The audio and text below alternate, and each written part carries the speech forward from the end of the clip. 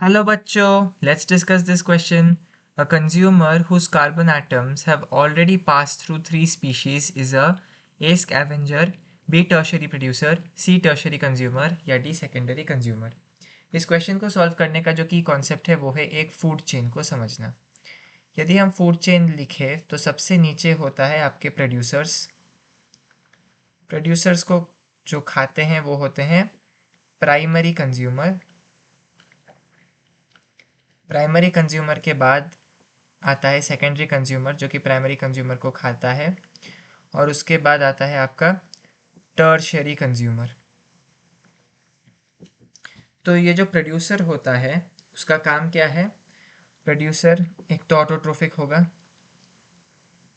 और वो carbon atoms को एसिमिलेट करेगा through photosynthesis, assimilates carbon atoms by photosynthesis. तो क्वेश्चन में हमसे पूछा गया है कि वो कौन सा ट्रोफिक लेवल है जिसमें जो कार्बन एटम्स है वो तीन स्पीशीज से गुजरा है। तो आप क्लियरली देख सकते हैं कि प्रोड्यूसर से पहली बार कार्बन एटम गुजरा है, प्राइमरी कंज्यूमर से दूसरी बार कार्बन एटम गुजरा है, और सेकेंडरी कंज्यूमर से तीसरी बार कार्बन एटम गुजरा है।